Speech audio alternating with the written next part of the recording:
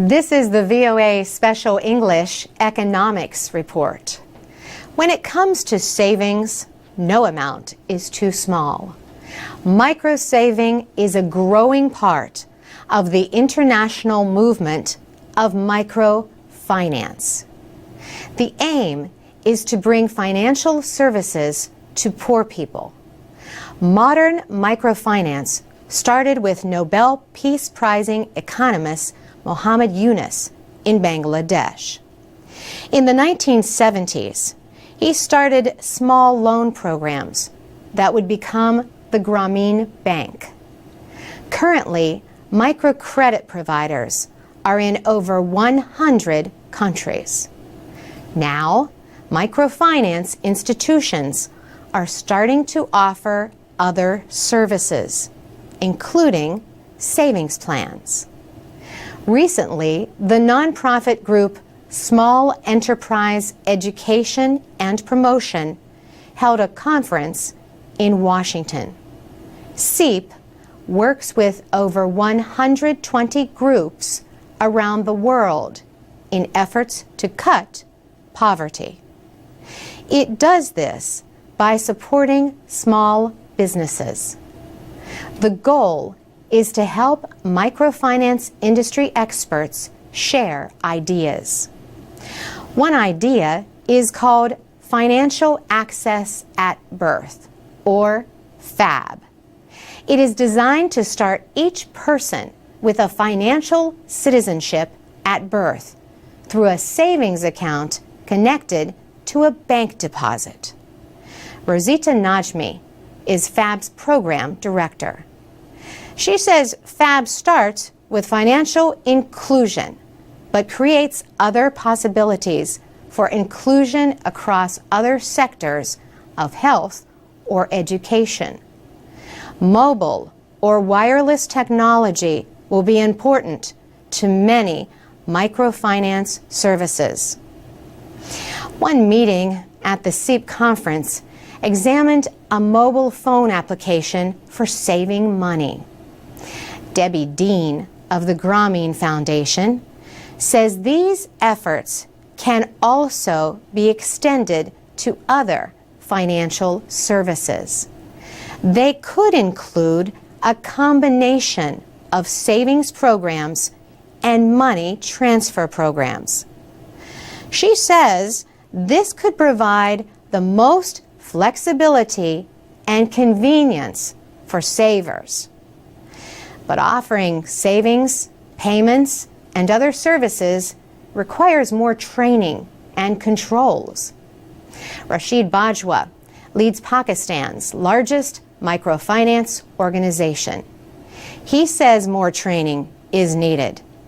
And he says microfinance institutions will need specialized people when they start offering savings programs. Small savings deposits add up, and interest over time makes them grow. This can have a surprising effect for savers and societies. Rashid Bajwa puts it this way. He says the amount of money that poor people have is imaginable. For VOA Special English, I'm Carolyn Pursuit. This is the VOA Special English Economics Report. Microsoft has fought legal battles with officials in Europe and the United States over competition in the personal computer market. But at the end of March, Microsoft accused Google of being anti-competitive. A complaint to the European Commission accused Google of unfairly controlling the Internet search market in Europe. Google was already talking to the Commission about the issue and said it was happy to explain to anyone how its business works. But Google also faced other issues. Gmail users in China began reporting problems with Google's email service in late February. The problems came as news of the revolutions in the Arab world filled the Internet, and there were online calls for protests in China. Google said the government was interfering with its email service. Chinese Foreign Ministry spokeswoman Jiang Yu called those accusations unacceptable. But Google spokeswoman Jessica Powell said, "This is a government blockage, carefully designed to look like the problem is with Gmail." Google is the world leader in internet search. But in China, the biggest search engine is Baidu. And in late March, China's largest internet media company, Sina, dropped Google's search engine from its website. Sina said it would use its own technology. An estimated 450 million Chinese are online, about half of all internet users in Asia. In 2010, Google said a cyber attack from China had attempted to get information from the Gmail accounts of human rights activists. Google also expressed concerns about censorship. So, Google relocated its Chinese search engine from the mainland to Hong Kong. In March, Google also faced new problems at home. A federal judge in New York ruled against its plan to put millions of books online. Google wants to create a digital library of all the world's books. It reached a $125 million deal in 2008 with groups representing writers and publishers. Google agreed to create a system to pay copyright holders when their works are used online. But Judge Denny Chin rejected the proposed settlement. He said it would give Google monopoly control of the book search market. But he left open the possibility for a new plan. On a similar issue, Baidu in China said it removed almost 3 million documents from its library. Writers have complained that Baidu did not have permission for their works to appear on its document sharing site. For VOA Special English, I'm Alex Villarreal. You can read and listen to our programs about business and other subjects at voaspecialenglish.com. And click on the classroom for interactive exercises for English learners. From VOA Learning English, this is the Economics Report in Special English. Ethiopia is one of the last countries in Africa to permit mobile banking. Mobile banking has proved to be profitable in the developing world, where many people still do not use banks. Earlier this year, the World Bank reported that 75% of the world's poor are unbanked. That is about 2.5 billion people. Banking through mobile phones lets people take part in financial services even if they are not near a bank. Until recently, Ethiopia and Zimbabwe were the only nations in Africa without mobile money services. Now, that has changed for Ethiopia. Belcash and Mbir are mobile banking technology providers. They have been setting up mobile banking and mobile money services in Ethiopia for the past 3 years. The Dutch company Belcash is working in partnership with banks to provide easier access to financing through bank accounts. Ireland-based Mbir is a mobile money service that works with microfinance groups where no registration with a bank is needed. Ethiopia's mobile phone industry is young, and wireless service coverage in the country is not well developed. The pressure on the wireless network is expected to increase. In the past 4 years, the number of mobile users grew from 3 to 17 million, and Ethiopia's telecommunications provider, Ethio Telecom, expects that number to grow to 40 million in the next 3 years. The government closely controls Ethiopia's telecommunications market. That means there is only one provider. Competition is not permitted. The National Bank of Ethiopia recently finished a draft order on how mobile banking services should be structured. This comes as international companies have shown interest in starting mobile banking services. For VOA Learning English, I'm Carolyn. This is the VOA Special English Economics Report. More than 50 countries and organizations have promised to give more than $5 billion to help Haiti rebuild after an earthquake destroyed much of the country in January. United Nations Secretary General Ban Ki-moon said the amount of money was greater than expected. Mr. Ban, Secretary of State Hillary Clinton, and Haitian President René Préval led a conference of donors at the UN March 31st.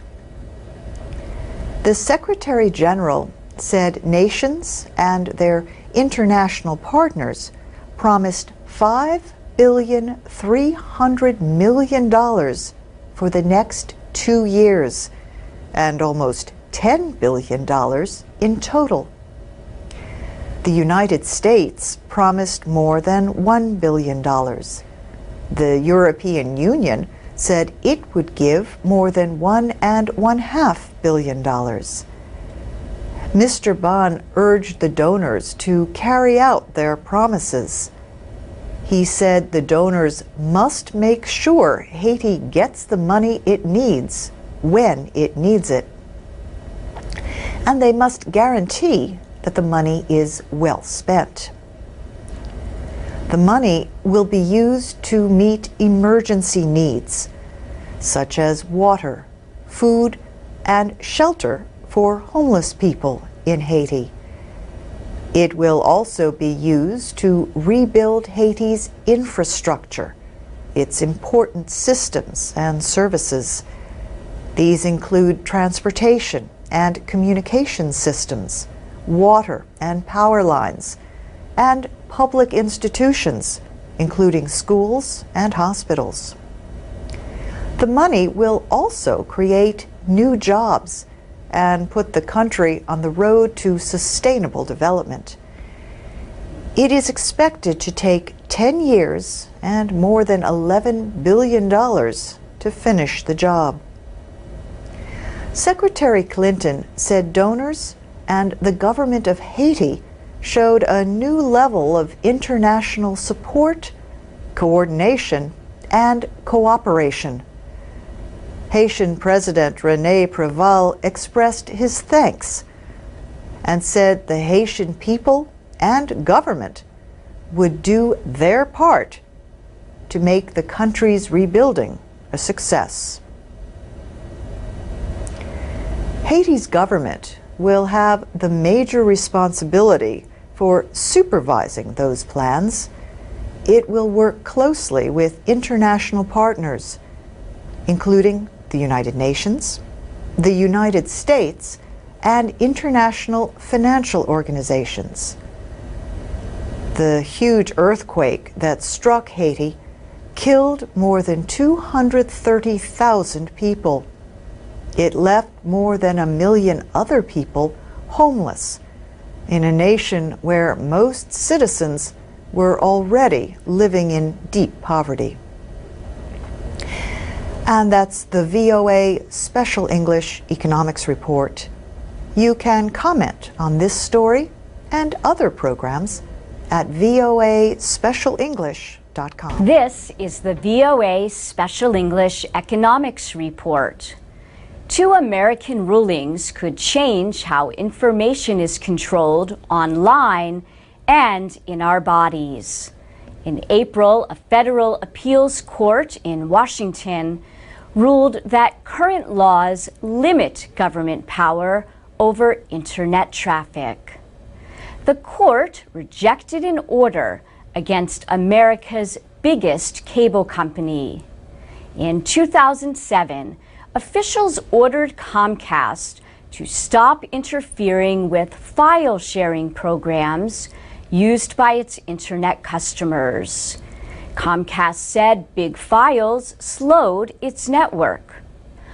All three judges agreed that the Federal Communications Commission had no legal basis to tell Comcast what to do.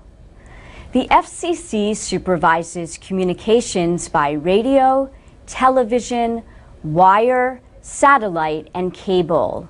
But its power over internet and wireless communications has long been questioned. Now, without changes in the rules, network providers could slow or block services of competitors. The decision came just weeks after the FCC announced its National Broadband Plan to provide faster, lower-cost connections for almost all Americans. The FCC says the court in no way disagreed with the importance of preserving a free and open internet. The agency could seek new powers to regulate internet service and enforce net neutrality. That is the idea that all content on the web should be treated equally. In a different case, a recent ruling in New York renewed debate about who can own genetic information. Myriad Genetics received patents for methods to identify women with genes that create a high risk of breast cancer. Patents involving the two genes made Myriad the only company able to offer the costly tests. But federal judge Robert Sweet canceled 7 of 23 patents related to the genes. He said they violate the law against patents for products of nature. Yet companies and universities often claim human genes as intellectual property. An estimated 20% of human genes have been patented in the United States. Judge Sweet said the Patent Office thinks DNA should be treated like any other chemical compound. The idea is that removal from the body and purification makes it into something different that can be patented. He said many consider this a lawyer's trick to avoid the ban on the direct patenting of DNA, but the result is the same. Cancer activists and researchers fought the patents. Myriad is appealing the ruling.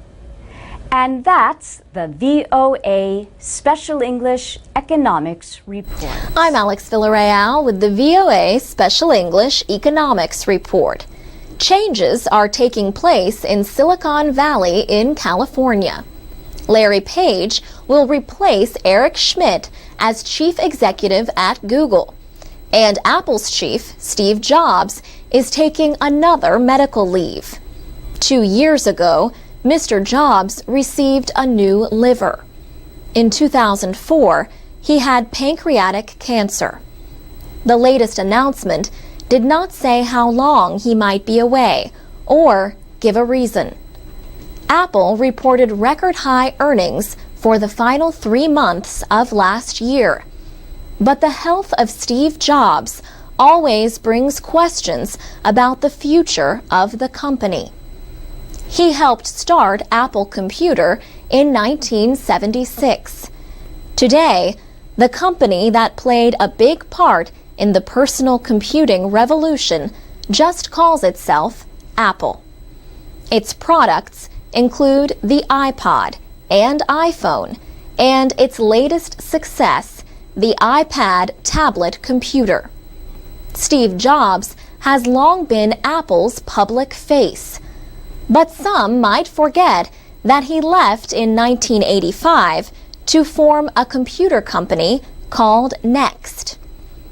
Manuel Perez Quiñones is a computer science professor at Virginia Tech. He says Apple has led the development of some technologies, but that explains only part of its success. For example, he says many development tools associated today with Apple came from Next. Apple bought Next in 1996.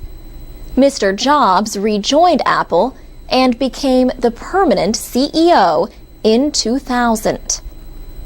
Last May, Apple passed Microsoft in market value and became the most valuable technology company in the world.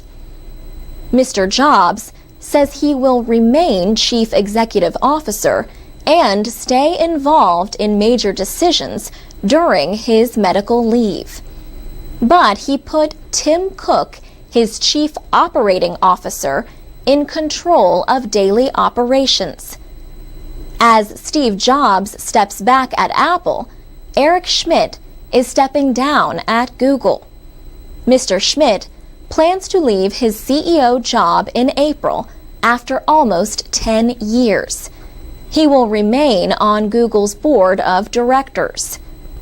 Larry Page was Google's founding CEO when he launched the company with Sergey Brin in 1998.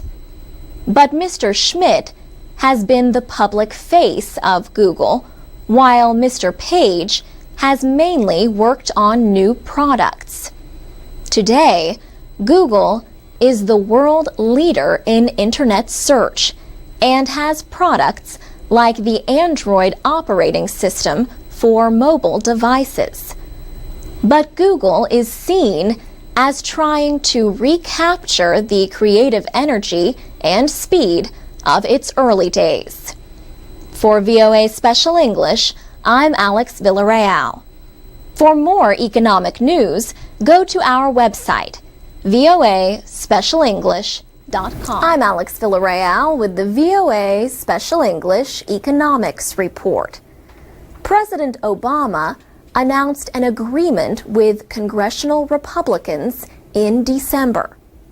It would extend for 2 years the tax cuts put in place by former President George W. Bush. The tax cuts were to end in January. The compromise extends current income tax rates for all Americans for 2 years. That includes rates for the richest Americans. The agreement also cuts workers' Social Security taxes by 2 percentage points. Social Security is retirement insurance paid by almost all American workers and employers.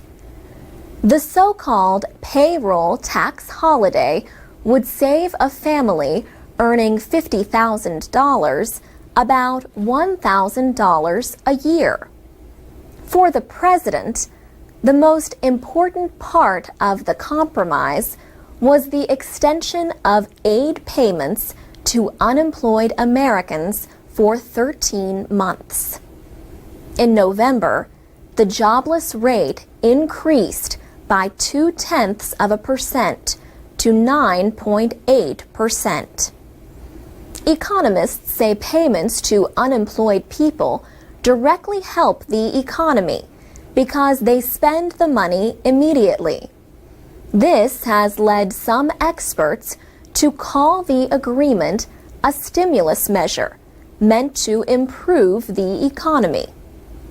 President Obama said he accepted the compromise because he wanted to help unemployed Americans. But the president faced strong opposition from his own party. Some Democrats objected to keeping tax cuts for the rich at a time when the government is struggling with deep budget deficits. The extension of the tax cuts for the wealthiest Americans is expected to cost about $80 billion over 2 years. The deal also includes tax cuts aimed at middle-income Americans and businesses. Senate Minority Leader Mitch McConnell said Republicans support the deal. He said it was an important step to take for the American people. Before the agreement, Senate Republicans had threatened to block other measures unless the tax cuts for the richest Americans were extended. Some Democrats were disappointed that President Obama agreed to the compromise. In 2008, he campaigned on the promise that he would continue tax cuts for the middle class.